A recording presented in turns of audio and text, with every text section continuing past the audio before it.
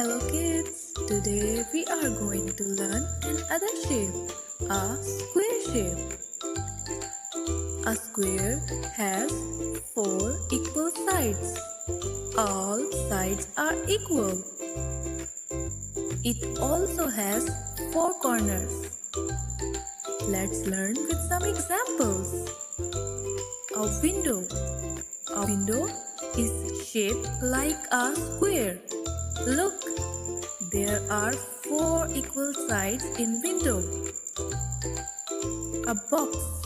A box also has 4 equal sides. It also looks like a square. A dice. A dice is also like a square shape. Bread slice. A slice of bread looks like a square. Great job kids, now you know what a square looks like. A square has 4 equal sides. See you next time. Bye bye.